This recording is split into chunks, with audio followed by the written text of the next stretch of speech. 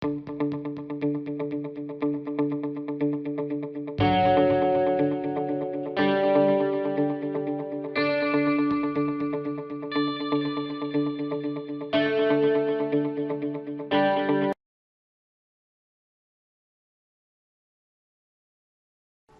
since I landed in your beautiful city 24 hours back, I have received such an amount of affection and kindness that I feel overwhelmed. I have been trying to visit the different states in the country, and this is the first state in the south which it has been possible for me to visit as President of the Republic of India. I am really happy that I have seen something of this beautiful part of the country. You are all aware that within the last 3 years we had such tremendous changes in the country. Those who worked for freedom in the years gone by could hope for nothing better than what we have achieved. It is now for us to maintain the freedom that we have won and to make our people prosperous and happy. Our freedom will have no meaning unless its fruits are enjoyed by every individual that inhabits this vast land, and unless every individual feels that he is better in every respect. A great responsibility has been cast upon all, and what I want you, common men and women of this country, to realize is that it is no use leaving things to what is known as the government. With adult franchise, we now have a system in which every individual has his share in the government. We can no longer say that the government is something different from the people at large. Every individual, high and low, must make his or her contribution to the betterment and prosperity of the masses. We have during these 3 years been passing through rather difficult times. You in the south, who are so far away from the places where we have had such tremendous difficulties, may not fully realize the vastness of the catastrophe. You cannot perhaps appreciate the magnitude of the problem which our government had to face on the very marrow of its existence. Vast masses of uprooted humanity, both in the west and in the east, had to move from their hearth and home, leaving everything behind in search of a place where they could live with safety and honor. It was not a case of a few people.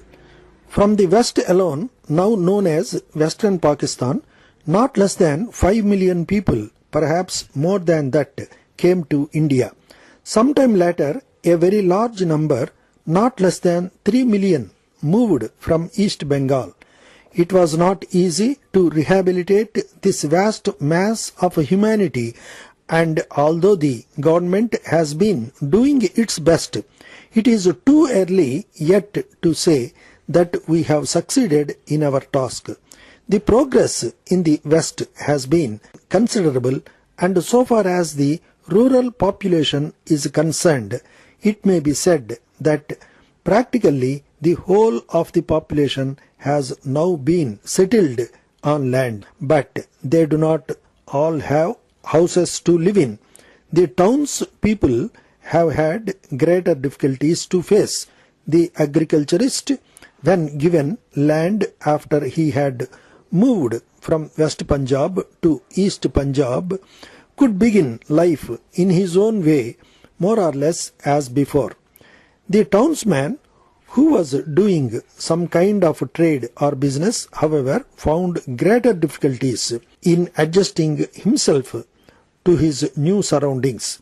Trade and business in West Punjab employed not only the Hindus and Sikhs but also the Muslims. Many of these enterprising people have managed to start life afresh, although with some difficulty.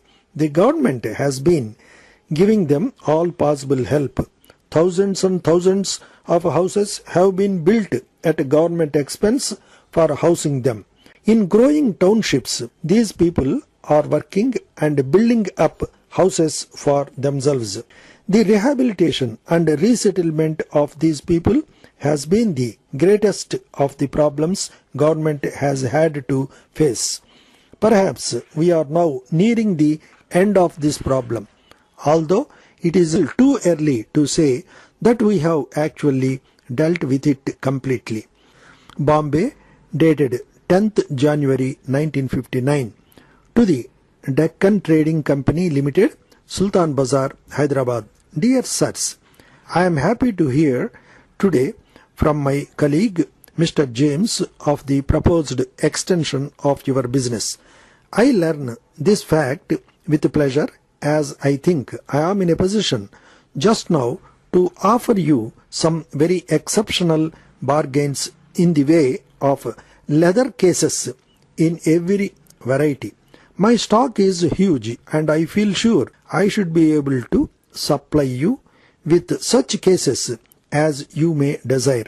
I can promise you early delivery, and if you will peruse the enclosed price list, you will see the prices are very reasonable. If you think any of my wares are at all likely to suit you and would care to have more details, perhaps it would be best for your traveler to call upon me at an early date, as there is every likelihood of my stock of these special lines being speedily sold out. I will by all means, however, reserve a number of cases for you for the space of 1 week, and if your traveler comes along, I shall be pleased to give him any information for which he asks, and to explain to him fully our terms, etc. In my opinion, you should be very successful with this new line of business in your town. I hope I may hear from you early. Yours faithfully.